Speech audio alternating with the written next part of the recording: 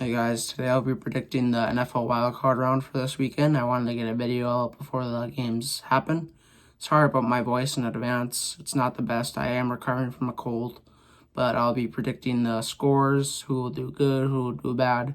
If you don't know what the playoffs look like, I'll put a picture of the playoff format right now. That's what it looks like for the NFL wildcard weekend. And yeah, let's get into the video. All right, this first one is for the Texans and the Chargers. I'm taking the Houston Texans here, winning 31-21.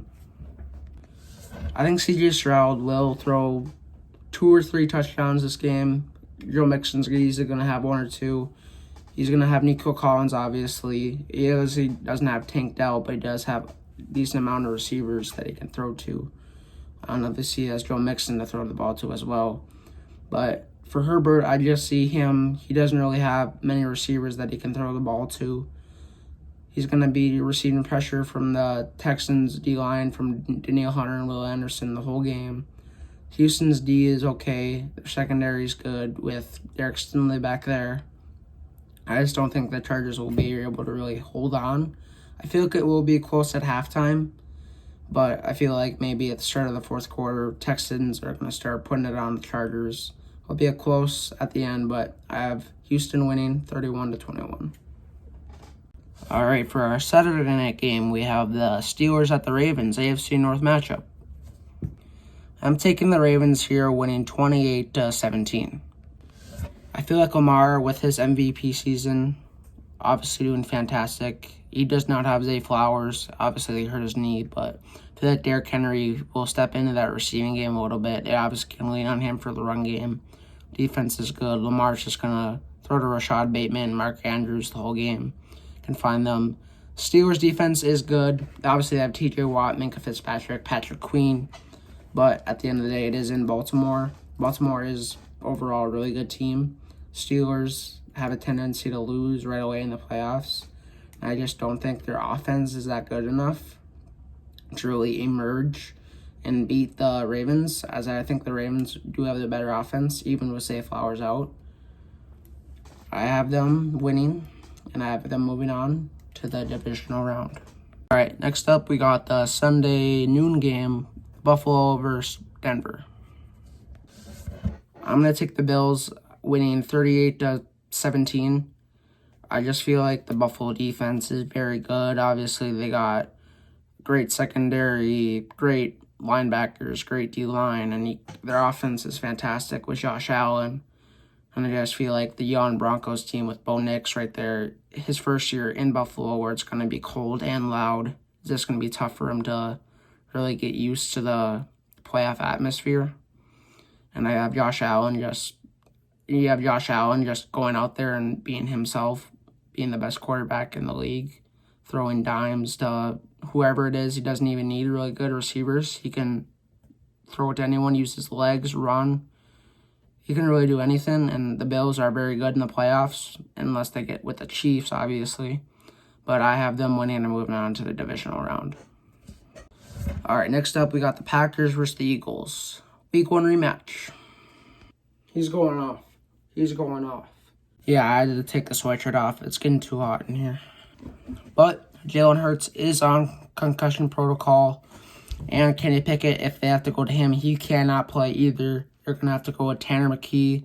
Don't know much about the guy. He did throw his first touchdown pass like 2 weeks ago, but not really sure who he is. But that being said, our defense has to lock in. And with Jair out for the season, we have to lock in on the wide receivers. Obviously, the pass rush has got to be good, but you got Carrington Valentine probably guarding A.J. Brown, and then you got Keyshawn Nixon probably guarding Devontae Smith. Plus, you got Johan Dotson in there. And Saquon Barkley is obviously a huge problem. He's one of the best running backs in the league. Almost had 2,000 yards this year. He's going to be a big problem. It's in Philadelphia as well. Their fans are obnoxious. It's going to be tough. But I have my boy Love, my boy Jacobs, my boy Jaden Reed. They're all going to ball out, in my opinion. Christian Watson is out for the year, but I do have the Packers winning 31-24. Deep down, do I have the Packers winning? No. But I'm going to Jarrett's house. He's my friend. And whenever I go to his house, they always win. So they're going to win. I am going to take Washington winning 31-28.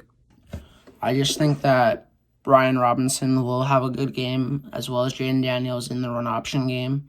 I feel like they'll ask that Terry McLaurin, often throw to him, deep routes. They'll connect with him. It's in Washington, and Washington isn't really a successful team, so they're probably going to be pretty loud and going to be a lot of people there, as that atmosphere doesn't get a lot of people. Obviously, as they're not that popular, but now they finally made the playoffs after a couple of years. So they should be pumped up and happy. And they've had a great year, obviously. Almost losing to the Cowboys. I don't know how they almost lost to Trey Lance, but it would have been good if they lost, so the Packers could have gotten the 6th seed, but we lost to the freaking Bears anyways, so we suck. But I do have the Commanders winning. Their defense is solid. So is the Bucks, though. They're Levante David. They have Winfield. They have Vita Vea. But at the end of the day, I do think Daniel Quinn is a good head coach. They have a good atmosphere there. They have a good routine. They've obviously had a good season. I think they'll move it on. I think they're moving on to the divisional round. Yep. And lastly, we got the Vikings at the Rams. And talk all the hate. I have the Rams winning 42-28. I just think the Vikings defense and secondary isn't that good. Obviously, I can't talk a lot because the Packers lost to them twice. But I am a hater of the Vikings, so I don't like them. I want them to lose, and I think the Rams are capable of beating them. They have Kyron Williams. They have Tutu Atwell, Puka Nacua, Cooper Kupp. Those are two elite receivers right there, and then you got one decent receiver right there. And you have Matthew Stafford, who's experienced in the playoffs, versus Sam Darnold, who's never played a playoff game in his life.